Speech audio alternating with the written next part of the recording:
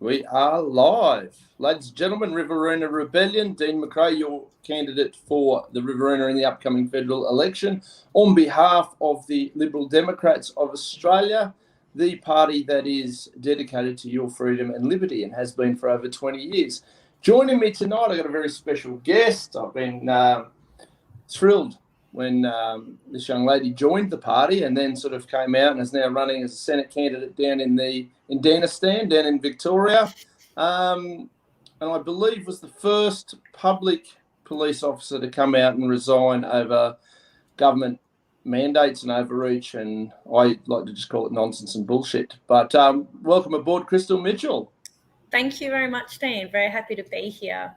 I wasn't the first officer to come out. Alex Cooney, actually, in New South Wales, was the first officer to publicly come out and question the police response and the interventions that police were playing in the COVID pandemic. And then down in Victoria, Craig Backman actually quit before me, but he didn't come out publicly and do it. He did his also via a letter. And then I came out on Discernible with Matt Wong and did mine publicly and in uniform because we thought that really was going to have the greatest impact for people to see you in uniform representing the organisation that you've worked for so long, and then coming out and speaking your truth, and then obviously having to resign live on that interview. Yeah, it was an excellent interview, and you've done some fantastic interviews since. Recently on Battleground Melbourne with Topher Field was a great showing. And look, I really appreciate the work you've been doing. It's nice to see other people step up and be brave in the liberty space. It can be a very daunting space to delve into, and it takes a lot of bravery and a lot of courage. So I certainly applaud you. And as a guy with an awful lot of relatives that have been or are police officers, I certainly hope that my relatives would show similar courage if they were sort of forced down similar paths to what you guys were. So look, it's really, really great that you've done what you've done, and I certainly am a big fan, and I've also been a big fan of your campaign so far down in Victoria with David Limbrick and the lovely Carolyn. It's all happening down there. It is, absolutely. We're very committed to putting the best foot forward that we can in the federal election. I think you might have said it in your first Riverina Rebellion episode that you really felt that this was, really the most important election within the last 50 years at least. And I have to agree with you. This really is do or die, I think, for a lot of Australians, and certainly for the way of life as we know it. And, that's why I've stepped up. I don't think any person who wasn't destined for a career in politics by their parents and, was forged through that path in their private schooling and into their policy wonk jobs straight into a career. No one would really want to stand up and do this job. You're taking on a public profile. You previously were a private everyday citizen, but if we don't do this, then we do lose our way of life, and I'm not prepared to sacrifice that without a fight, and I know that you are too. And look, and you've hit the nail on the head. You lose your right to privacy, and you lose an awful lot of things that you've previously taken for granted, I suspect. Now, I've been banging this drum for a few years, saying the government's getting out of control, but for me, it's great to see. It's great to see people are noticing, but unfortunately, to get to this point where other people are noticing and going, yeah, we've had enough, these arseholes have had to go to the next level, which they've certainly done over the last 2 years, it's been heartbreaking for me, but it's also, I guess it's sort of where I can look at it and say the bright side coming out of it is the amount of courageous people that are stepping up, and I think that's just paramount. And people who aren't quite ready to take that step yet, every time we have a chat like this and show them that it's okay, I'm happy to be punched in the face by the establishment over and over. Obviously, you've been getting attacked ad nauseum. You've got a far higher profile than what I certainly have. I'm just this nuisance that's been throwing rocks at the government for years. But you, on the other hand, and you and I have discussed it privately, you do take shots, and people people come at you and they're not nice. And I still don't support all the anti-bullying legislation online and crap that they've just brought in. I think that's just nonsense. If you're not big enough and ugly enough to handle yourself online, you probably shouldn't be on there. But it's draining, it's taxing on your family. So anybody out there who is thinking about stepping up, definitely jump up and step up and do it. It's a real pleasure. No, it's not a pleasure, but it is a privilege to have a political party that does sort of stand up for these things that we value so dearly. So, Miss Krystle, and I'm trying to keep these relatively short because it's easy to get long-winded on these, and time's valuable, and people get bored easy. We have short attention spans. We have this magnificent document. I didn't write the thing, but I certainly feel like I embody most of it as best I can. I'm sure you do too. The Freedom Manifesto. Now, some big brains in the LDP, and we do have a lot of big brains in the LDP. Now we're getting some beauty as well, which helps. They've designed this 10 policy document to save Australia. We've named it the Freedom Manifesto with the hope that even the left side of politics might hear the word manifesto and give it a read, because it is hard to open these eyes and open our hearts and open our church, so to speak, to a broader spectrum. And what I wanted to really discuss with you, and I know it's been a topic you've tackled a few times this week, which is why I thought you'd be fresh and ready and raring to go on this particular one, is our first policy in this Freedom Manifesto is freedom from COVID alarmism. It seems like everything else will fall in the line if we can get that sorted as a start point. Absolutely. We've been operating for too long now just from a place of fear, and I think some of that has been done on purpose by the government ultimately, because it has allowed the government to have people fall in line and to comply with little pushback, because people have been so scared, and we need to move past that.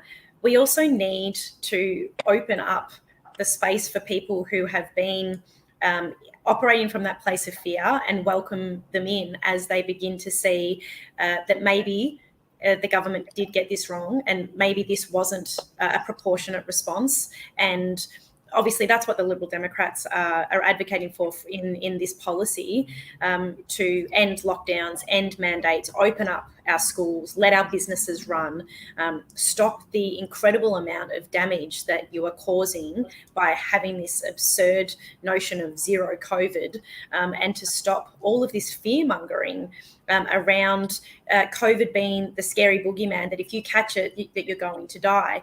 Nobody's saying that COVID doesn't exist. COVID is a virus, and we know that it exists. But like every other virus that has existed for humans, we have to learn how to live with it, and we have to make sure that we take care of ourselves and each other, but proportionately, because locking yourself in your home for the rest of your life is not living. So 100%. We just need to get on top of that, and the only way that we can do that is by making those changes at a federal and a state level through all of our different elections. And this is one of the reasons why I've stood up, because I want to go to Canberra and I want to drive the National COVID Royal Commission, an investigation into all states and territories, government wonks, policy wonks, police, politicians, all need to be investigated and held to account for their actions, because this pandemic response that we instituted in Australia for COVID, it's not the pandemic response plan that we had in place for this type of pandemic.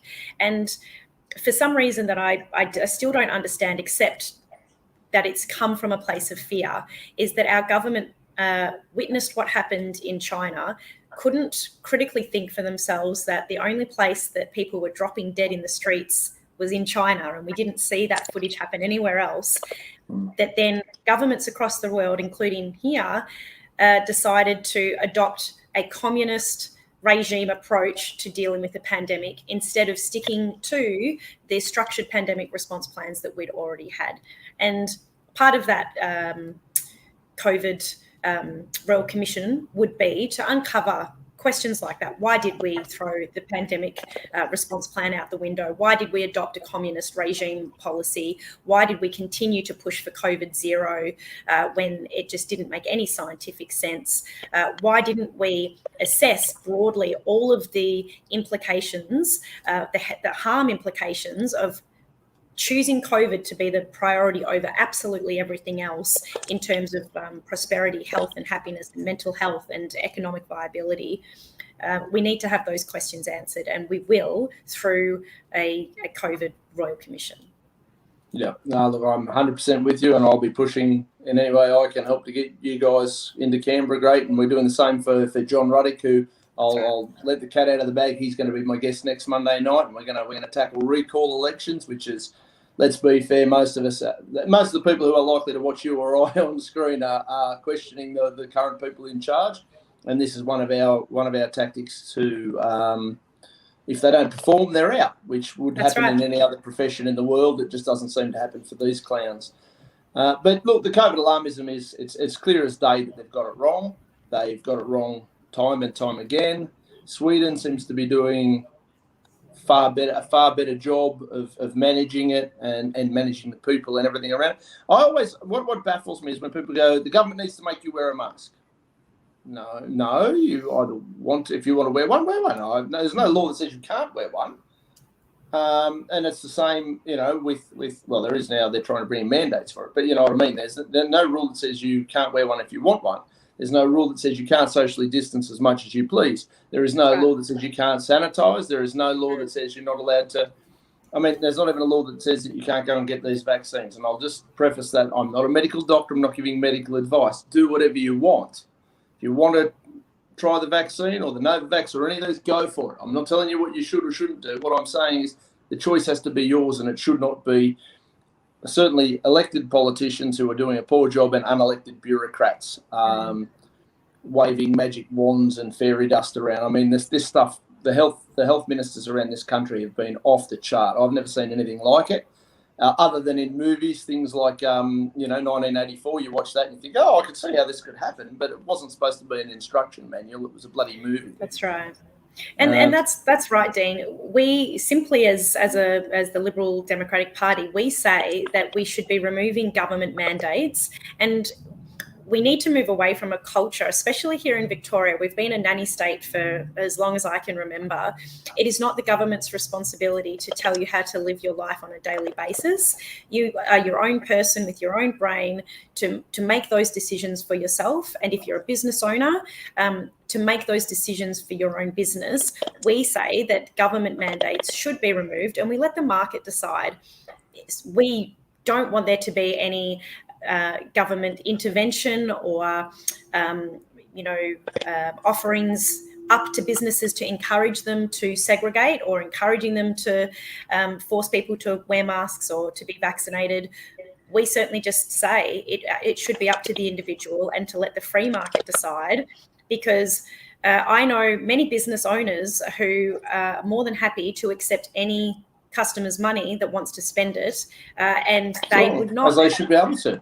That's right, and they wouldn't have mandates. However, if you have a business and you feel that way inclined, well, certainly run that risk, put your segregation in place and what have you, and see how well your business lasts. Maybe it will be great, maybe it won't, but the benefit is that the market makes the decision, and it's not the government coming in and telling everybody that you must do this or else. And what we're seeing or else is punishment. People are being very specifically targeted and punished for not following government edicts. And that is not the Australian way. That's not the Australia that I grew up in. I know it's not the Australia that you grew up in. And I know that many, many, many of my friends who have fled communist regimes are genuinely concerned at the path that we're on. The path we're on is that the train is on a track, and that track is heading towards this blend of socialist communism type state. And I want to derail that. That's why I'm here. And I think that that's why you're here too. And I know that the people that are behind us and the people that have already said to us that they will vote for us are doing so because they want to get off that track as well. Yeah. And look, when I've been asked, I've got a few, I'll call them fans who have been following me for a little while, and they're very critical of how can you hate government so much, and how can you have this stance, and how can you be so anti-government, anti-rulers, but then you run for parliament. And I recently just made a little clip just because I just sit there and I usually just spout off when I come up with stuff. I'm pretty good off the cuff, but I had to think about it as a logical way to do it. And there's a great quote by a fellow named Niccolo Machiavelli, who obviously has a reputation of being a bit of a bad guy in political circles and blah, blah, blah. But one of his great quotes was, it intimated that laws, you fight a battle via law or via force. And via law is the method of men, and via force is the method of beasts. And, you obviously choose wisely which one you want to take. And I think my motivation really for being involved in the politics isn't because I want to be elected. It's not that I sit there and go, I want to be elected. Now, do I think I can do a better job for the people of the Riverina than Michael McCormack? No doubt. The guy's hiding under a mushroom most of the time, and then he comes out and just tells you how much money he's spent. It's not his money to spend on various projects. But I still think we're in with a chance of fighting this by law. I may revisit that, as I think a lot of people will after this federal election.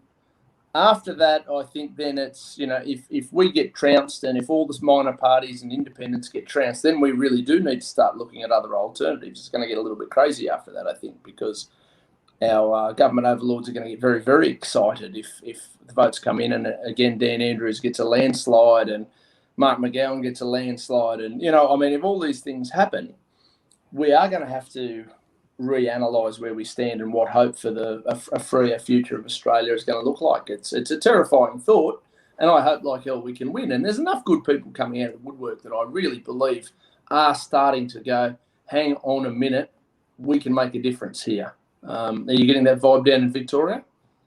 I am, absolutely. And I think the third booster mandate that Daniel Andrews has brought in and is trying to influence national cabinet to conduct at a national level has also brought a lot of people out from the initial, look, it's just one jab, it's just two jabs.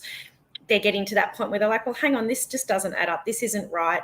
I'm over this government intervention in my life. It's not working.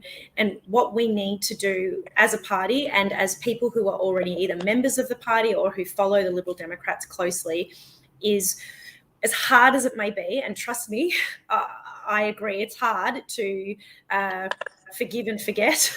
And I'm not saying forget, but right now, we need as many people on board. So if you've had that person who's just been treating you like crap, the family members that didn't let you come to Christmas, the friends that you've lost, but if there's those openings and those opportunities are starting to happen for you to have those conversations with them, just do it. Just try to put that aside for one moment and think about the bigger picture. And the bigger picture is that without these people being given space to come to us and say, hey, we want to be a part of this, we don't agree, we can't stand there and go, ha, we told you so, or, have any form of arrogance about it. We have to be humble and we have to show humility, and that is hard.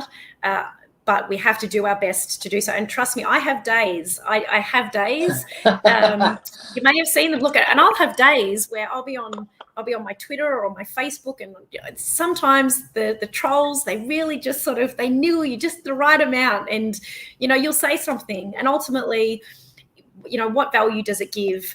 It doesn't give a lot. And so what I'm saying is that I'm guilty of it, and I know it's hard, but we have to just keep trying to be better than them and rise ourselves above it, because we need these people to come on board. We need to create a space that allows for people to feel safe, to go, all right, yes, we made a mistake, and for us to go, yep, that's okay, come on board, vote Lib Dems, vote minority parties that are standing up for your freedoms, because this election matters. The next state election matters. The future of our country and the democratic way of life that we know is predicated on these next elections. And as you said, Dean, I'm not an advocate for violence at all, and it's a big motivation for why I'm doing this and stepping outside of my comfort zone to be a public figurehead for this, because I, like you, can see the writing on the wall in terms of if we lose our democratic way of life, there will be other means in which people will pursue to get those freedoms back, and those means won't be through a political process. And I worry that innocent people would be harmed in that process. And I don't want to see that happen. I want us to be able to win this through democracy. I want us to be able to win this through genuine advocation of the policies that we have, our 10 policies to save Australia, which are fantastic policies, and to do it the right way, and that's through political revolution. Mate, I agree wholeheartedly. And look, I'm proud that you guys have joined up. I've watched this party grow exponentially over the last 2 years, which tells me an awful lot. And I've tried to encourage as many people to join as possible, and I've been tried to be as welcoming as I can, which is hard for libertarians. Like hardcore libertarians, they just we get that way,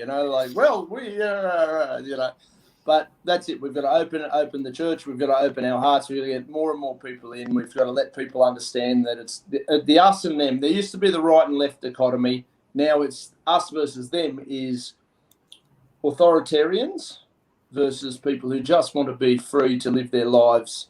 And my personal philosophy has always been do no harm but take no shit. Right? That's I should have it on t-shirts everywhere. But it doesn't mean you're becoming a victim. It just means that I'm not here to hurt you in any way, shape, or form. But please do not with me. And I think most Australians, that was the Australia I grew up with. My parents, that was sort of my uncles, aunties, and and that was sort of the country that I remember. They would never bend over and get battered around, be victims as the case may be, but they certainly weren't going out of their way to harm others. And I think if Australia got back to that, where we'd be on a much better footing. Look, Krystle, thank you so much for your time. Now, anybody who is watching, if you aren't in an electorate where you can support Krystle, or if you're in anywhere other than Victoria, please consider John Ruddock for New South Wales, Campbell Newman for Queensland. We've also got Kenelm. Kenelm, I can't remember his last name. He's actually fairly new to the party, new to me anyway, new to the party over in South Australia. We got some really amazing people stepping up all over the country, and I'm more than proud to support them. Join the party, even if you've traditionally voted Liberal or Labor. That shit doesn't matter to us. Welcome aboard. We've got ex-Labor members joining. We've got ex-Liberal members joining. We're not going to be sitting here throwing rocks at you. The point is, if you're concerned about your freedoms and liberties, the Liberal Democrats is the party to join. And in the last sort of main announcement for this evening, we've officially launched Riverina Rebellion's campaign launch. It's going to be the 16th of February. It's going to be the Riverina Club in Wagga. $25 a ticket. It's going to be emceed by the indomitable Ross Cameron, formerly of Outsiders on Sky News. So no doubt there'll be some Marcus Aurelius stories in there. John Ruddock's going to be speaking. Former paramedic who's in a similar boat to Krystle Mitchell, John Larter. He'll be speaking as well. And Northern Victorian MLC Tim Quilty is going to be joining us up here. So it's going to be a pretty cool, and then you might have to put up with listening to me if you pay your $25. But the other four guys are excellent and amazing. So we When's that, Dean? 17th of Feb, did you say? 16th of February. 16th of February. So we've actually you've got such a good write up there. I'd want to come up myself. I haven't met John. We would love to have you. Love to meet him in person. We've timed it so that it lands the day after. If anybody who's not aware, the Liberal Party is suing us for our name. So after 20 years of existence, because now we're terrifying them, they're trying to take the word Liberal office as if they've got some way to take a word or own a word. That's just nonsense. We're fighting them in the courts. That's the day we expect the judgment. So the day after is the day we expect to have a bit of a celebration to say we've already beaten the federal government in one battle this year. We're going to do it in another one at the federal election. That's our plan. That's our hope. So 16th of February, anyone who wants to join us in Wagga, the tickets are on Eventbrite, but all my socials will, have the links and all that fun stuff. And the LDP website will have a link too, I think, I'm told. And the other thing, of course, check out Krystle's links and socials and all that sort of stuff to tune into where Krystle's up to. And between us all, hopefully, we can take back Australia. Absolutely. So freedom over fear, as always, guys. Tune in next Monday night to catch us chatting with John Ruddock, the New South Wales Senate candidate, #1 on the ticket.